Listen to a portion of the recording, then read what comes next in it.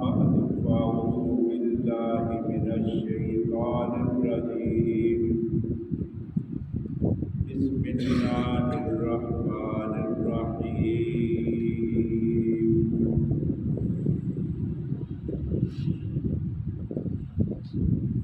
شهر رمضان الذي أنزل فيه القرآن هدى للناس وبينات من الهدى والفرقان فمن شهد منكم الشهر فليصم قال الله تبارك وتعالى في مقام آخر إنا فتحنا لك فتحا مبينا ليغفر لك الله ما تقدم من ذنبك وما تأخر ويتم نعمته عليك ويهديك صراطا مستقيما وينصرك الله نصرا عزيزا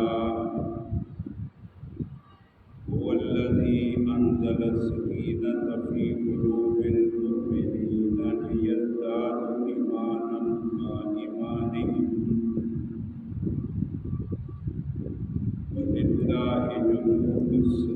ولله جنود السماوات والأرض وكان الله عليما حكيما ليدخل المؤمنين والمؤمنات جنات تجري من تحتها الأنهار خالدين فيها ويكفر عنهم سيئاتهم وكان ذلك عند الله فوزا عظيما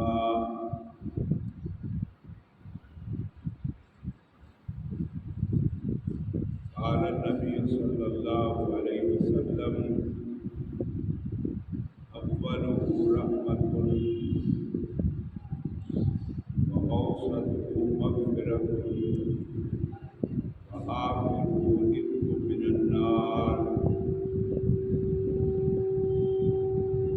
وكما قال النبي صلى الله عليه وسلم سبحان ربك رب العزة عما يصفون وسلام على المرسلين والحمد لله رب العالمين.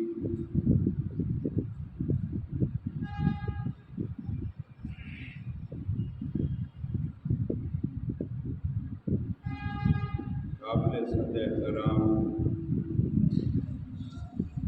معزز مکرم مسلمان بھائیوں، آج ماہ رمضان کے دوسرے عشرے کا پہلا جمعہ ہے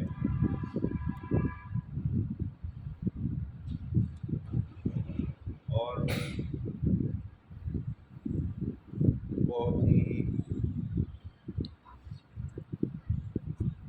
وہ مسلمان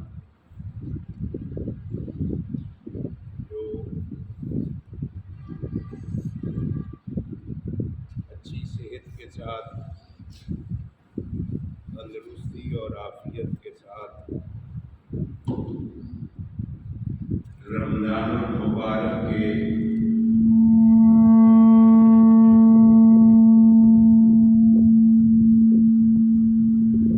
احترام میں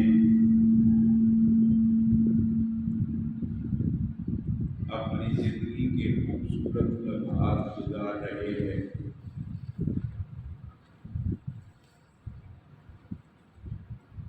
یقیناً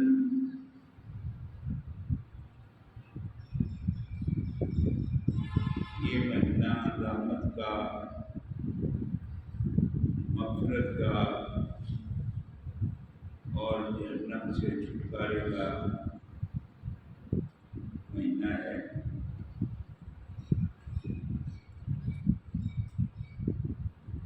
کوئی بھی بندہ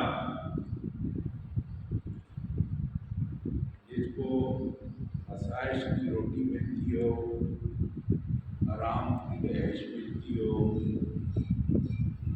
सेहत और बीमारी के अच्छे लम्हात गुजर रहे हों, मर्जी के मुताबिक दुनिया में रह रहा हो, अक्सर व बेशतर ऐसा जवान अपनी कब्र की जिंदगी से बेखबर है। एक दिन जवान ने भी, बूढ़े ने भी, बच्चे ने भी, औरत ने भी और मर्द ने भी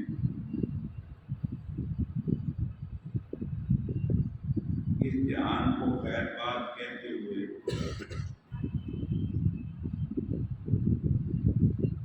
दूसरे जहान या कब्र वाली मंजिल में जाना है। और जब ऐसा जवान जिसकी सिफात मैंने अभी तक की हैं, कब्र में डालते वक्त वो मंजर देखता है, तो यकीनन एक दफा दिल फटने को आ जाता है। इतनी छोटी सी जगह में महलों में रहने वाला बंदा, महंगी गाड़ियों में सफर करने वाला बंदा, ऐश और आराम की जिंदगी गुजारने वाला बंदा अपनों ही के हाथों मनो मिट्टी के नीचे जा रहा है और उसको अब लोग गड़े में डालकर वापस आ जाते हैं। जबकि उस गड़े में बंदे ने फटना भी है, रेजा रेजा भी होना है, उसके गोश्त ने खत्म भी होना है। उस वक्त अगर आदमी बंदर की कब्र में उसकी चीखों पुकार ना बहन सुनेगी, ना माँ सुनेगी, ना बीवी सुनेगी, ना बेटा सुनेगा। कब्र की सख्ती से, कब्र की परेशानी से, कब्र की तंगी से, कब्र की अंधेरी से कोई बंदा बचेगा जिसने अल्लाह से डरते हुए ये जहान गुजारा।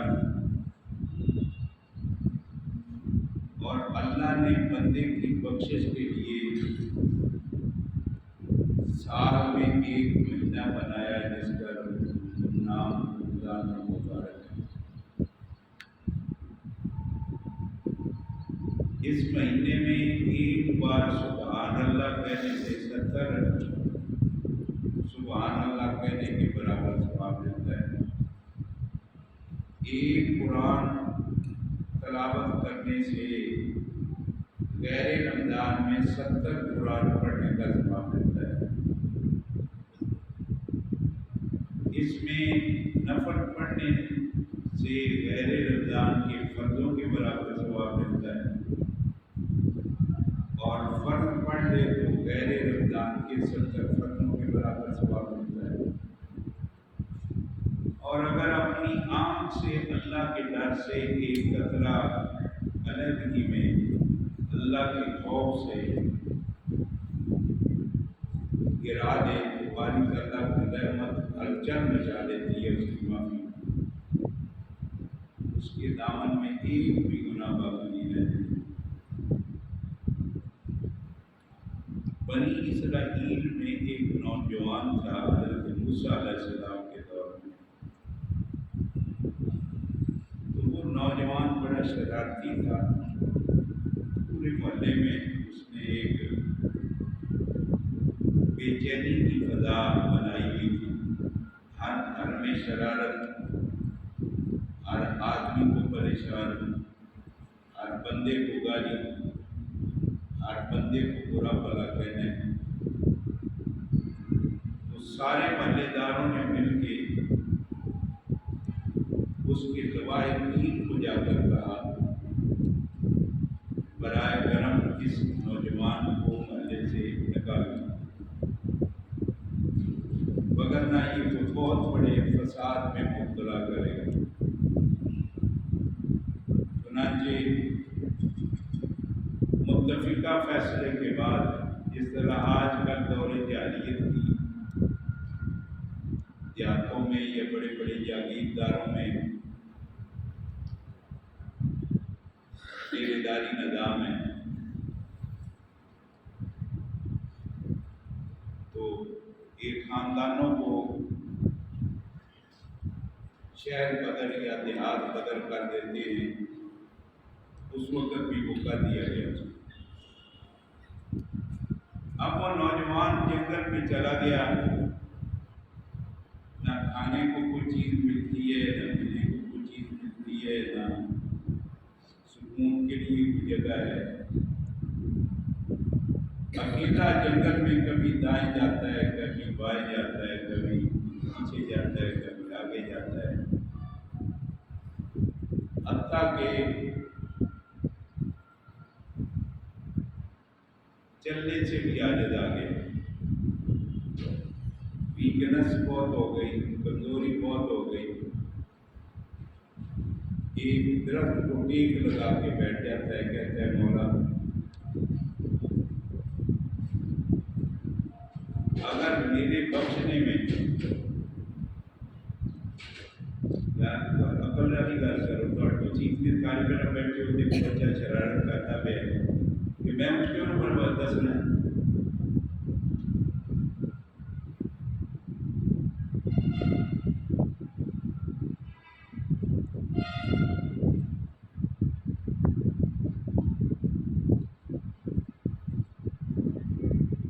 اللہ اگر میرے معاف کرنے میں تیری خدائی میں اضافہ ہوتا ہے، میرے اگر عذاب دینے میں تیری خدائی میں اضافہ ہوتا ہے تو ٹھیک ہے، مجھے معاف نہ کرنا، اور اگر تیری خدائی میں میرے معاف کرنے میں کوئی کمی نہیں ہوتی تو مجھے معاف کر دے، اور ویسے بھی جس کا کوئی بھی نہیں ہے اس کا خدا ہوتا ہے۔ تیرا ارشاد بھی ہے، تیرے نبی سے آپ نے سنا ہے، جس کا کوئی بھی وارث نہ ہو اس کا خدا وارث ضرور ہے۔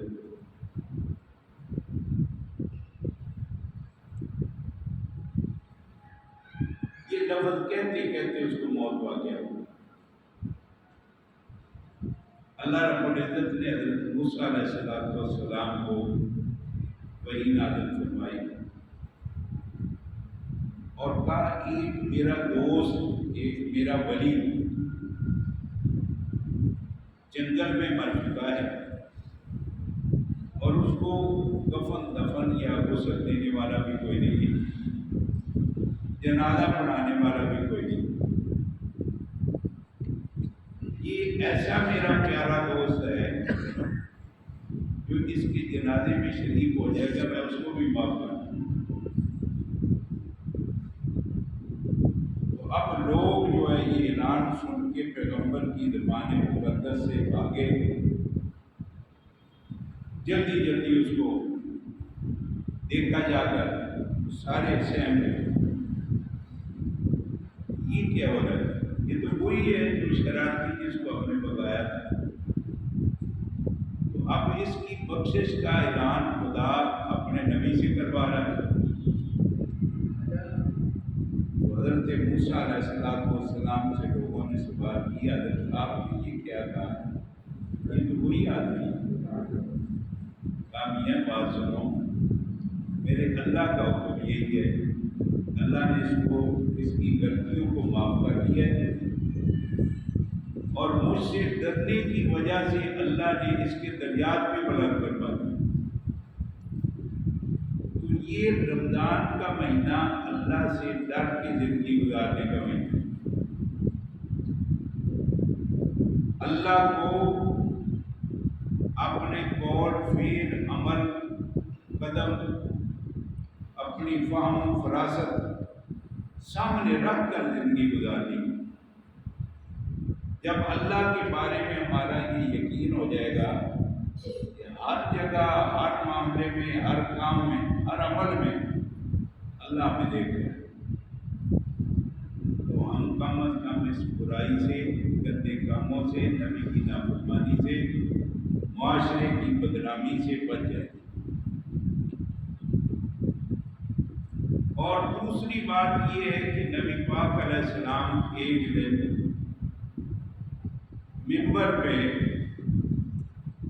تشریف فرما ہوئے تو آپ نے 3 سیڑھیوں پہ قدم رکھا اور تینوں بار آمین آمین آمین کہا۔ یہ میں آپ سے عرض کروں کہ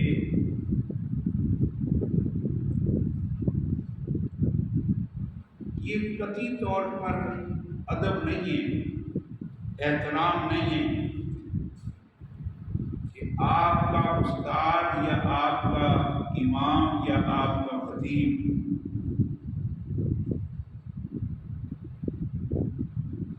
موجود ہے اور آپ کو شرعی کوئی سمجھ نہیں آ رہی،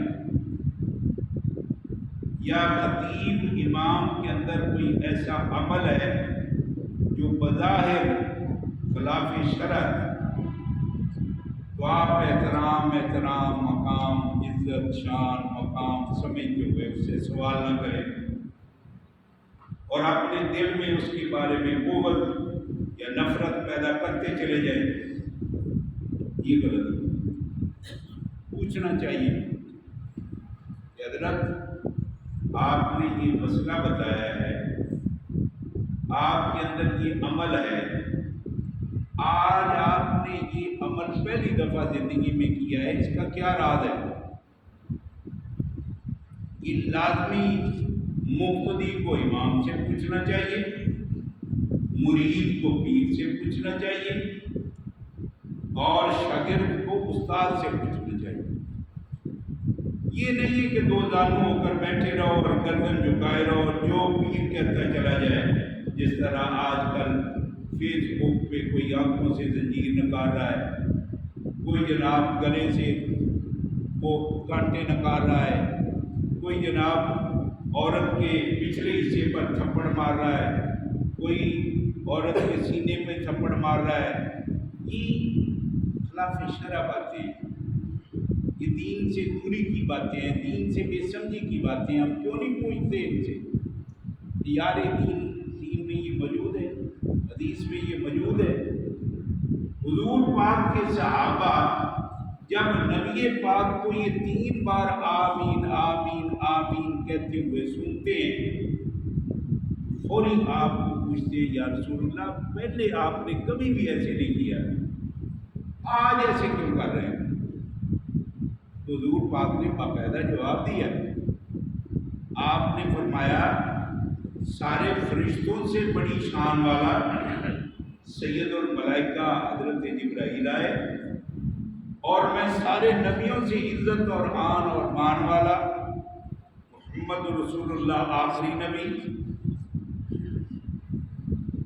میری تائید اور جبرائیل کی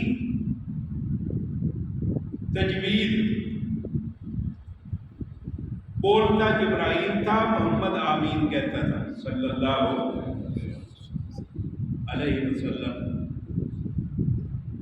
تو کہا کہ جبرائیل امین نے پہلا لفظ بولا کہ پیارے نبی بہت ہی بدبخت اور بد نصیب ہے وہ بندہ جو آپ کا اسم گرامی سنے اور آپ پر درود نہ پڑھے، وہ بڑا بد نصیب اور بخیل ہے۔ آپ نے کہا آمین۔ دوسرا فرمایا جس نے بوڑھی ماں یا بوڑھا باپ یا دونوں گھر میں پائے، وہ بیوی کے پیچھے لگ کے یا کسی بھی مسئلے پر ماں اور باپ کا پوری طرح احترام نہ کر پایا، اتنی خدمت نہیں کی اس نے کہ دنیا میں ہی اللہ اس کو کہہ دے کہ تو نے اپنے ماں باپ کو راضی کر دیا ہے، میں عرش پہ راضی ہو گیا، اور تیری ماں اور باپ فرض پہ رہتے ہیں۔ تو میں نے کہہ دیا آمین۔ تیسری بات پر آمین جو کہا، فرمایا میرے پیارے پیغمبر، جس بندے نے رمضان کا مہینہ اس کو مل گیا اور اس نے اتنی عبادت نہیں کی کہ فرش پہ دریا میں رہنے والی مچھلیاں اس کے لیے بخشش کی دعا کریں، ہوا میں پرندے اس کے لیے بخشش کی دعا کریں، جنگل میں درندے اس کے لیے بخشش کی دعا کریں، دنیا میں انسان اس کے لیے بخشش کی دعا کریں، اور عرش والا اعلان کر دے کہ میں نے اس کے سارے گناہ معاف کر دیے۔ تو میں نے کہہ دیا آمین۔ تو صحابہ نے سوال کر لیا، نبی نے وضاحت فرما دی۔ اس وقت ہم لوگ قدر عزت مقام سمجھتے سمجھتے دین سے بے خبر ہوتے چلے جاتے ہیں، ایک دوسرے کو کونیاں مار مار کے سمجھاتے ہیں ایک ہی عمل ہو رہا ہے۔ بھائی ڈائریکٹ پوچھو مولوی سے، کیوں نہیں پوچھتے ہو؟ اگر مولوی نہیں جانتا تو اس کا حق بنتا ہے مطالعہ کرے، کتابیں نکالے، قرآن کی آیت پیش کرے، نبی پاک کا فرمان پیش کرے، امت کا اجماع پیش کرے، تو ٹھیک ہے۔ یہ ہم مسلمانوں میں بہت بڑی کمی ہے۔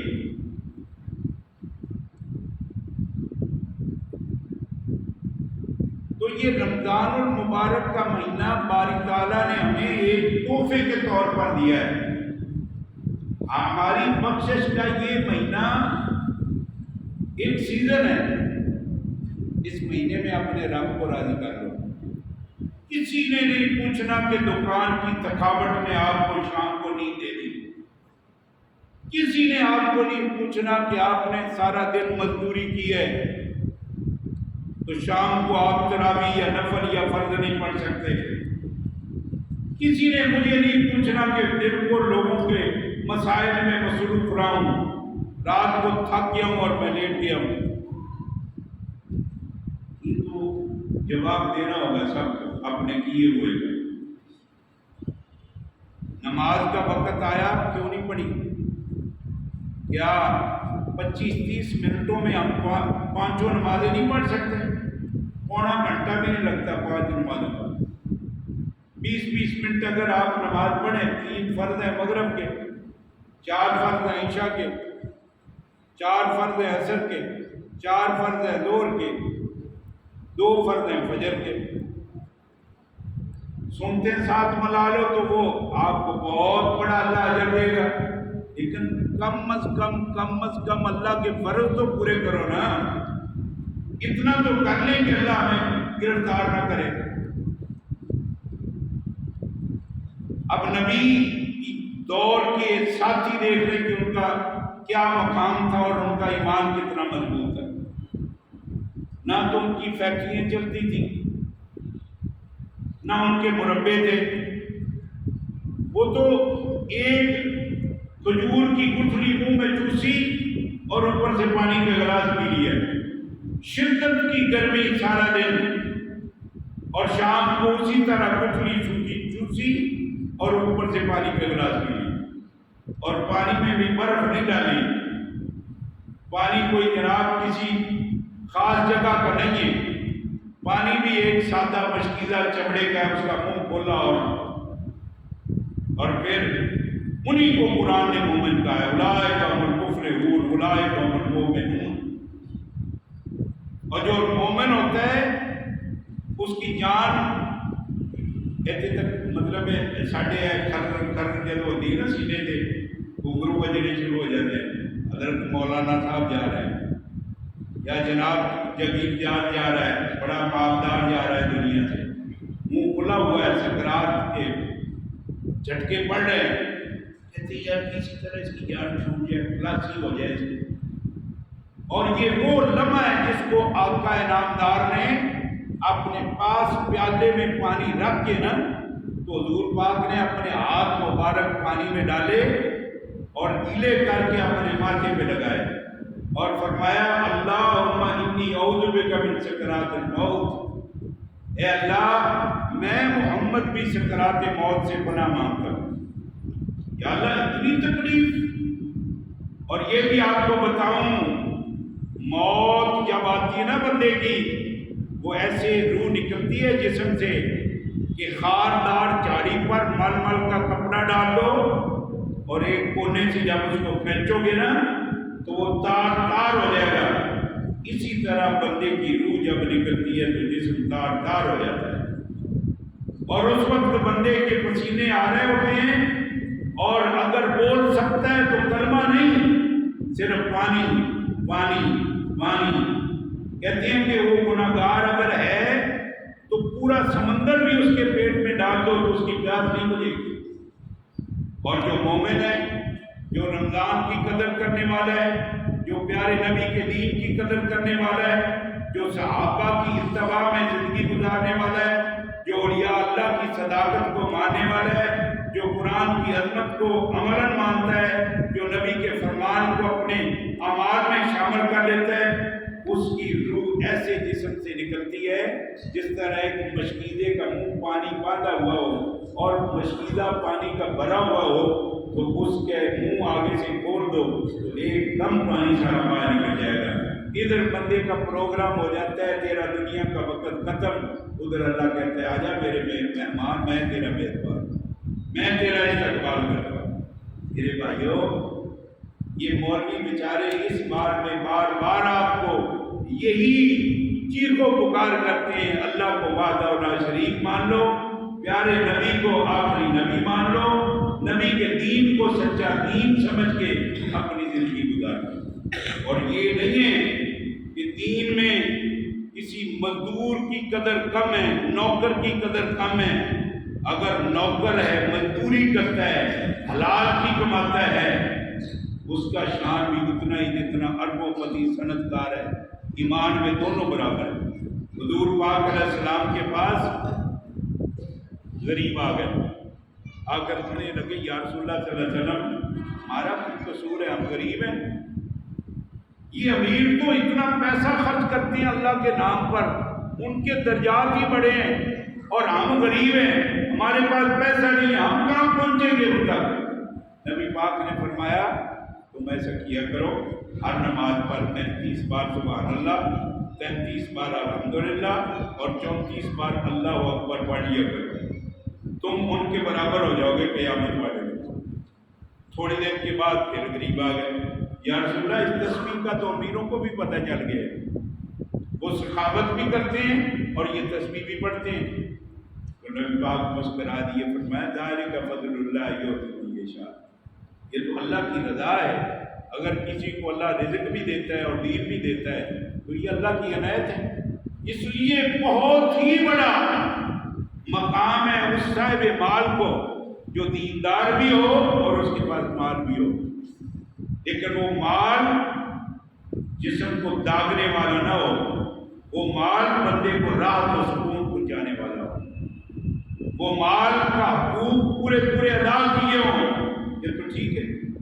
مال بھی بہت بڑی نعمت ہے، اللہ کا شکر ادا کرنا چاہیے، گھاٹا پڑ جائے الحمدللہ، اور اگر فائدہ ہو جائے الحمدللہ۔ اگر اللہ نے دین دیا ہے تو دین میں اگر بندے کو پریشانی آ جائے تو پریشانی میں بھی الحمدللہ، اور سکون ملے تو تب بھی الحمدللہ۔ آپ میں سے پڑھے لکھے لوگ کافی بیٹھے ہیں، ایک انڈیا سے یعنی تاریخ آزادی کے سپوتوں میں سے ایک بہت بڑا ذی فہم مؤدب ادیب قسم کا خطیب تھا، اس کا نام تھا ابوالکلام آزاد، مولانا ابوالکلام آزاد، اور اس کا یہ خطیبانہ لقب تھا ابوالکلام آزاد، یعنی کلام پر اتنی قدرت حاصل ہے کہ گویا ایک لفظ ایک بار تقریر میں بولتے تھے نا تو دوبارہ پوری تقریر میں وہ لفظ نہیں بولتے تھے، اتنی عجیب قسم کے وہ آدمی۔ تو انگریز نے کراچی میں اس کو اپنی عدالت میں بلا کر کہا کہ ابوالکلام پھر اس نے کہا ابوالکلام، اس نے توجہ نہیں دی، ایسے سنائی۔ ریڈر صاحب بولے، ریڈر نے کہا مولانا آپ کو جج صاحب مخاطب ہو رہے ہیں، آپ جواب تو دیں، سر تو اٹھائیں۔ کہا میاں میرے اصل نام سے کوئی پکارے گا تو میں بولوں گا، یہ میرا نام نہیں ہے ابوالکلام آزاد۔ اس نے کہا آپ کا نام کیا ہے؟ اس نے کہا میرا نام محی الدین، میرا نام ہے محی الدین، میرے نام سے پکارو تب میں آپ کی پکار کا جواب دوں گا۔ اس نے کہا آپ نے کہا ہے انگریز کی فوج میں بھرتی ہونا حرام ہے؟ اس نے کہا صرف کہا ہے، اب بھی کہتا ہوں، آئندہ بھی کہتا رہوں گا، یہ میرا ایمان ہے۔ یہ تو کیسے ہو سکتا ہے کہ میں اپنے دیے ہوئے فتوے سے منحرف ہو جاؤں؟ آپ کو پتہ ہے کس کی سزا کیا ہے؟ جی یہ تو آپ کو علم ہے کیا دینی ہے، سزا دے دیں۔ اس نے کہا 6 ماہ با مشقت۔ اس نے کہا جج صاحب سن لو میری بات، مجھے اسی رب کی قسم جس نے ابوالکلام آزاد کو پیدا کیا ہے، تیری قلم نے جتنا یہ لفظ لکھنے میں جنبش کیا ہے نا، حرکت کی ہے، میری طبیعت میں اتنی حرکت بھی نہیں ہے۔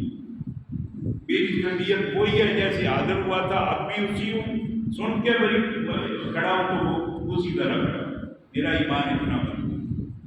اب پیچھے چلے جائیں نبی پاک علیہ السلام کے دور میں، پیارے نبی نے خواب دیکھا۔ اب خواب کیا دیکھ رہے ہیں؟ یہ 10 رمضان کو، آج کتنی ہے رمضان المبارک ہیں؟ بولو روزے رکھتے ہو کہ کوئی نہیں؟ 11۔ آج ہمارے قرآن میں غالباً 15واں سپارہ ختم ہوا ہے، 15واں سپارہ آج ختم ہوا ہے، روزانہ 1.5 سپارہ ادھر ہوتا ہے الحمدللہ۔ یہ میرا خیال ہے 2 قاری صاحب ہیں الگ الگ، ایک نیچے سنا رہا ہے ایک اوپر سنا رہا ہے۔ تو یہ آپ حضرات کی دعاؤں سے اور آپ حضرات کے مالی تعاون سے، آپ کی محبت سے، یہاں کے پڑھے ہوئے بچے جو مختلف جگہ پہ قرآن سنا رہے ہیں، ان میں ہمارا ایک بچہ حیدرآباد سے جماعت اسلامی کے مرکز میں سنا رہا ہے، حافظ خبیب خان، اور ایک بچہ ایک پمپ میں سنا رہا ہے حافظ شعیب خان، ایک بچہ ہمارا یہ 22 چک میں سنا رہا ہے حسنین، ایک بچہ ہمارا 21 چک میں سنا رہا ہے ساجد، یہ ہے شامت کے چک میں، ایک بچہ ہمارا یہ 52 چک جو ہے وہاں سنا رہا ہے۔ اس طرح یہ مختلف علاقہ جات میں آپ کی اس ادارے کے پڑھے ہوئے بچے قرآن کو سنا، ہاں ایک بیٹا فلور مل میں بھی سنا رہا ہے۔ تو یہ قرآن کو سننا، سنانا، اس کو پیدا کرنا، اس کے اندر صلاحیت دینا، یہ بڑے افراد کا کام ہوتا ہے، اساتذہ بھی شامل ہوتے ہیں، مالی معاون بھی ہوتے ہیں، اہل خیر بھی ہوتے ہیں، اور نیک صالح، اور یہ کمال ہے۔ یہ ہمارے میاں سلیم صاحب ادھر پچھلے سال اعتکاف بیٹھے، تو حالانکہ بڑی عمر ہے لیکن اعتکاف میں سورہ یاسین یاد کر لی، تو یہ قرآن کا اعزاز ہے۔ اگر اس سے محبت کی جائے اور تلاوت اس پہ زور دیا جائے تو دل میں خود بخود جمع ہو جاتا ہے، اور یہی بندے کی نجات کا ذریعہ ہے۔ اپنی اولاد کو جب آپ قرآن پڑھائیں گے، یہ ہمارے خان صاحب ہیں، ہماری مسجد کے ذمہ دار بھی ہیں، ان کے 2 بھتیجے انہوں نے مجھے بلایا اور کہا یار بات سنو، یہ بچے آپ کو دے رہا ہوں، مجھے حافظ چاہیے۔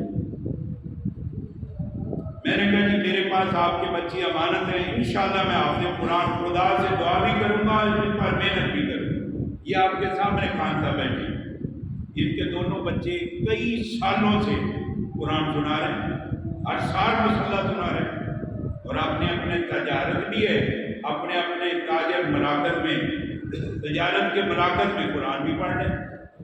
تو ہر مسلمان یہ کوشش کرے کہ اللہ میرے گھر بچہ دے تو میں اس کو حافظ قرآن بناؤں، اور حافظ ہونے کے بعد آپ کے آرمی چیف حافظ قرآن ہے، اور بیت اللہ میں اس نے قرآن کو حفظ کیا ہے۔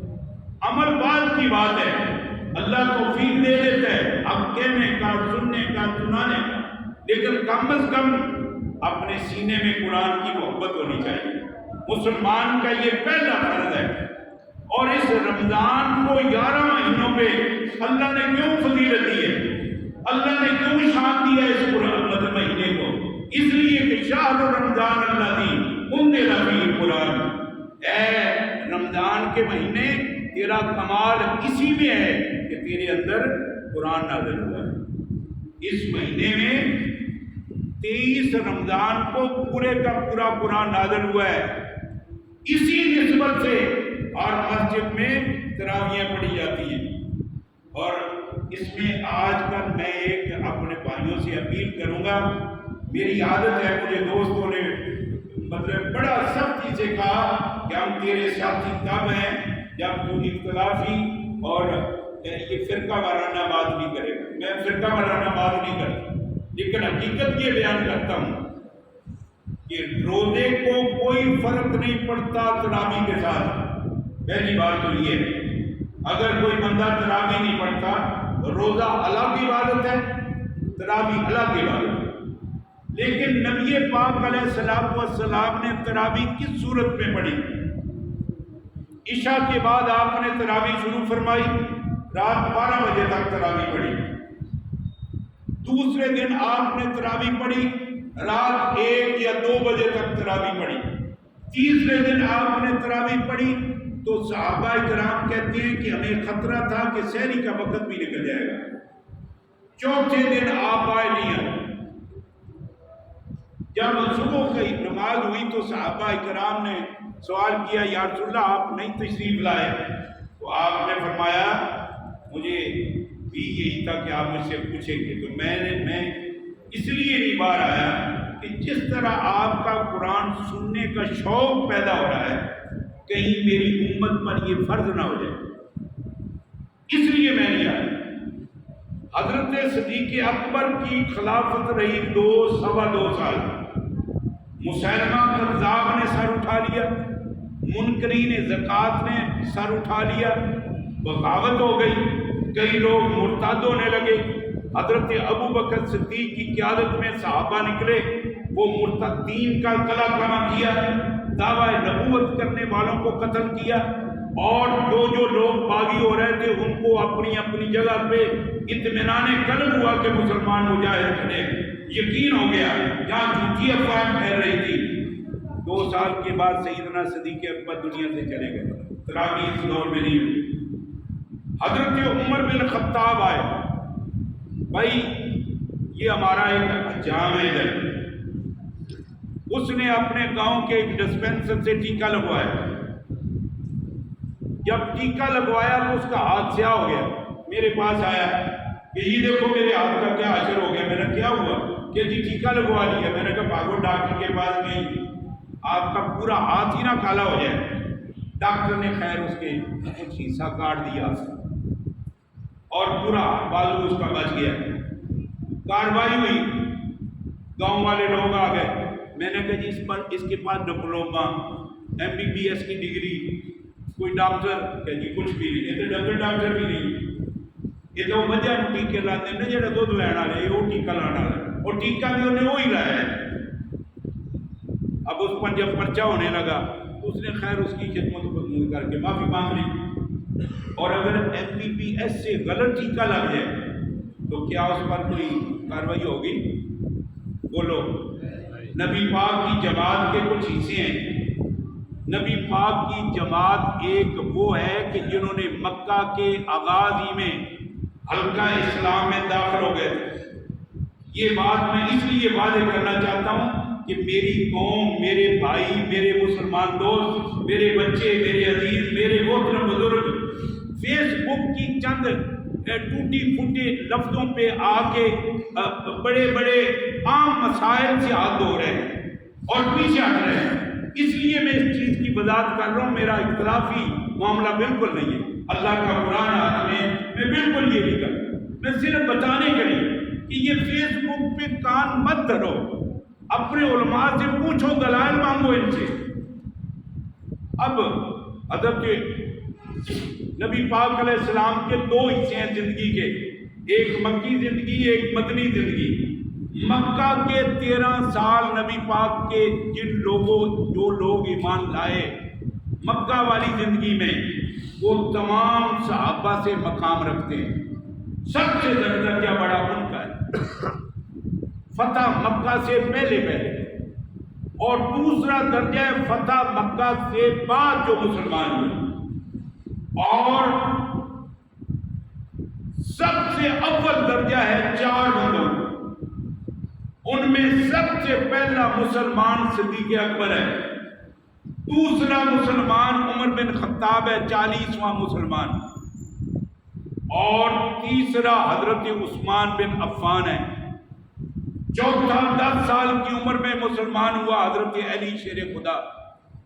ان چاروں کو نبی پاک نے فرمایا علیکم بسنتی و سنت خلفائے راشدین المہدیین، میرے 4 خلفاء میرے دنیا سے جانے کے بعد جو بھی مسئلہ کریں گے، جو بھی دین آپ کو بتائیں گے، جو بھی عمل کریں گے، میری امت کے قیامت کی صبح تک آنے والے مسلمان بچے، جوان، بوڑھے، بزرگ، بہنیں، مائیں، بیٹی، سن لو، ان کا عمل کیا ہوا، ان کا عمل بتایا ہوا ایسے ہے جس طرح میں محمد رسول اللہ صلی اللہ علیہ وسلم۔ اب حضرت عمر بن خطاب آئے مسجد نبی میں، 20 آدمی ایک حافظ کو لے کر کھڑے ہیں، 30 آدمی ایک حافظ کو لے کر کھڑے ہیں، 50 آدمی ایک حافظ کو لے کر کھڑے ہیں۔ حضرت عمر نے کہا کہ یہ کیا کر رہے ہو؟ اس نے کہا جتنا بھی ہیں پڑھ رہے ہیں، فرمایا سارے ایک امام بناؤ، الگ الگ نہ پڑھو۔ اب امام کون بنایا حضرت عمر نے؟ ابی بن کعب کو، نہ حضرت کعب بن مالک کو۔ کعب بن مالک رضی اللہ تعالیٰ عنہ وہ ہیں جن کو حضور پاک نے ایک دن ممبر پہ بٹھایا، حضور خود سامنے بیٹھ گئے اور اس کو کہا کعب بن مالک اسٹیج پہ بیٹھ گئے۔ اس کہ یا رسول اللہ میں آپ کے سامنے اسٹیج پہ بیٹھوں؟ فرمایا میں محمد تیرا قرآن سننا چاہتا ہوں۔ یا رسول اللہ آپ پر قرآن نازل ہوا اور قرآن میں سناؤں؟ آپ نے فرمایا میرے اللہ نے حکم دیا کہ میں آپ کا قرآن سنوں۔ اب کعب بن مالک بیٹھ گئے اوپر، حضرت نبی پاک علیہ السلام سامنے قرآن سن رہے ہیں اور حضور پاک کے آنکھوں سے آنسو برس رہے ہیں۔ اسی کو حضرت عمر نے مسجد نبی کا امام بنایا۔ سارے مسلمانوں نے اس ایک امام کے پیچھے تراویح پڑھی۔ اب ایک مسئلہ آپ نے مجھے بتانا ہے، اگر میں غلط کہوں تو آپ کو حق حاصل ہے مجھے ٹوکنے کا۔ حضرت عمر ایک دن خطبہ دے رہے تھے، خطبے کے دوران آج میں بھی کہہ سکتا ہوں، آپ مجھے کہیں گے یار تو واسکٹ پیلے رنگ نہیں پائی سی، آج ہرے رنگ نہیں پائی، تیرے ذرائع کوئی نہیں، اے تو کتوں بنائی، تو غریب مولوی ہے ساڈے مردیاں دے کپڑے پاؤن والا، یہ تیرے کپڑے روزانہ چاہیے کتوں آتے ہیں؟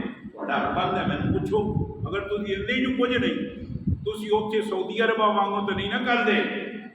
وہ پتہ کیا کرتے ہیں؟ ہر مہینے سعودی عرب کے بیت اللہ کے اماموں کے پاس آتے ہیں، تسی تنقیدہ کر لو، وہ اماموں کے پاس آتے ہیں، اوپن چیک پیش کرتے ہیں کہ 15 اماموں جتنا آپ کا جی چاہتا ہے اس چیک کو پر کر دو، پیسے آپ کے اکاؤنٹ میں آ جائیں۔ یہ بیت اللہ کے اماموں کا معاوضہ ہے، سارے مسجد نبی کا بھی اور بیت اللہ کے اماموں کا بھی۔ 7 امام مسجد نبی کے، 7 امام بیت اللہ کے، اور ان 14 ہو گئے، اور 15واں ان کا ڈائریکٹر جنرل ہے ڈاکٹر قاری سدیس، قاری عبد الرحمان سدیس، وہ ان کا سب سے بڑا امام ہے۔ وہ ان کو چیک ایسے پہ اوپن چیک دیتا ہے، کتنا خرچہ ہے بھائی؟ کروڑ ہے، 2 کروڑ ہے، 1 مہینے کا، یہ لو اوکے لے جاؤ، اپنی خوشی سے خرچے پورے کرو۔ حضرت عمر کھڑے ہو گئے، خطبہ دے رہے تھے۔ اب خطبہ دیتے ہوئے جو حضرت عمر نے لباس پہنا، وہ جو مال غنیمت سے چادر ملی تھی، وہ ایک عمر کا لباس نہیں بن سکتا تھا۔ ہن تک تو شیخانیاں دے وچوں گڈیاں ہی غائب تے سونے ہی غائب تے کروڑاں دی کلمہ ہی غائب ہیں، لکڑ چھوٹا لویا ہضم کھا لو کیاں کھا جاؤ، اس ملک کو اجاڑو۔ اور پھر انہاں بے ایماناں نوں اسی ووٹ دیتے ہیں۔ میرے بھائیوں، حضرت عمر کھڑے ہیں، 22 لاکھ مربع میل کا امیر وہ کھڑا ہے اسٹیج پر، ممبر پر تقریر کر رہا ہے۔ دوران تقریر تقریباً 250 سال کی عمر کا حضرت سلمان فارسی تلوار کو ننگا کیا نیام سے، عمر کہہ گیا تیری بات ہم نہیں سننا چاہتے، پہلے مذاق کر کے تیرا یہ لباس کیسے بنا؟ جو ہمیں ٹکڑا کپڑے کا ملا ہے، ہمارا لباس نہیں بنا، آپ کا کیسے بن گیا؟ تو حضرت عمر تھے نا، نبی نے بھی تو ایسی نہیں کہہ دیا تھا لو کان بعدی نبی لکان عمر، میرے بعد اگر کوئی نبی ہوتا تو وہ عمر ہوتا۔ حضرت عمر نے کہا کہ بیٹا عبداللہ کہاں ہے؟ جس طرح خان صاحب کہہ دے میرا حافظ بیٹا خبیب کہاں ہے، شعیب کہاں ہے، میرے دونوں بیٹے حافظ ہیں، قیامت والے دن بھی یہ کہہ سکیں گے۔ تو حضرت عمر نے کہا میرا عبداللہ کہاں ہے؟ 3 عبداللہ ہیں جن کو بڑا مقام ملا، ایک عبداللہ ابن عمر، ایک عبداللہ ابن عباس، ایک عبداللہ ابن مسعود، ایک فقیہ الامہ بنا، ایک مفسر قرآن بنا، ایک محدث حدیث بنا۔ یہ تینوں عبداللہ تھے۔ اور عبداللہ بن عمر کو حضرت عمر نے مخاطب کیا، بیٹا عبداللہ کھڑے ہو جاؤ، اس بات کا جواب دو کہ عمر کا لباس کیسے بنا ہے۔ تو بیٹا کھڑا ہو کے کیا کہتا ہے، اے سوال کرنے والے، ایک چادر میری ہے اور ایک چادر میرے ابا کی ہے، میں نے اپنی چادر ابا کو دے دی اور انہوں نے اپنا لباس بنا لیا۔ اس نے خبر نہیں کیا جو نبی کی جماعت ایک لباس برداشت اپنے امیر پہ نہیں کر سکتی، اگر اس نے 20 تراویحاں نبی کی مخالفت میں پڑھائی ہیں تو وہ تراویح نہیں تو اور کیا ہے؟ ہم ایک لے لیں، اے یہ تیرا اسحاق و کاڑوی ہے، اے جناب مطلب ہے مرزا جیلمی ہے، اے جناب ہم مرتد بے ایمان، قرآن کے منکر، نبی کی حدیث کے منکر، نبی پاک علیہ السلام کے فرامین کے منکر، سنتوں کے منکر، عدت کے منکر، فرائض کے منکر، داڑھی کے منکر، گٹے سے نیچے شلوار کے منکر، ان کی حدیث پڑھو، ان کی روایات پڑھو، ان کی تحریرات پڑھو۔ ایسے لوگوں کے پیچھے لگ کر ہم ایک امت کا اجماع چھوڑ دیں، قرآن کا سننا چھوڑ دیں، اس سے بڑی حماقت اور جہالت کیا ہے؟ اور نبی پاک نے فرمایا ایک وقت ایسا آئے گا فتنوں کا، اتنا فتنے غالب آ جائیں گے کہ ایک آدمی قبرستان کے قریب سے گزرے گا، اس کی نظر کے سامنے ایک قبر آ جائے گی، وہ قبر کو جب دیکھے گا نا تو رو کر چیخ کر کہے گا ہائے کاش بہتر تھا کہ میں اس قبر میں ہوتا، اس قبر والے کی جگہ ہوتا، ان فتنوں سے میرا مقابلہ نہ ہوتا۔ اس وقت میرے بھائیوں فتنوں کا دور ہے، اگر کوئی بات نہ سمجھ آئے علماء سے پوچھو، قرآن دیکھو، نبی کا فرمان دیکھو، اجماع امت دیکھو۔ اس وقت بیت اللہ میں 20 تراویح ہیں، اس وقت مسجد نبی میں 20 تراویح ہیں، علماء پڑھا رہے ہیں، لوگ پڑھ رہے ہیں۔ میرے ساتھ غالباً خان صاحب بھی عمرے پہ تھے، 20 تراویح پڑھی ہم نے، 20 تراویح پڑھی۔ بیت اللہ میں قاری سدیل 10 پڑھاتا ہے، قاری شریف 10 پڑھاتا ہے۔ میں ایک مرتبہ نہیں بیت اللہ میں گیا، میں الحمدللہ میرا خیال ہے آدھی درجن سے زیادہ مرتبہ گیا ہوں۔ تو وہاں پر جو ایک ہمارا مرکز ہے اور پھر یہ قرآن ہے، نبی کا فرمان ہے، صحابہ کا عمل ہے، علیکم بسنتی و سنت خلفائے راشدین، اس پر ہمارا خیال ہی کوئی نہیں۔ اللہ مجھے اور آپ کو عمل کی توفیق عطا فرمائے۔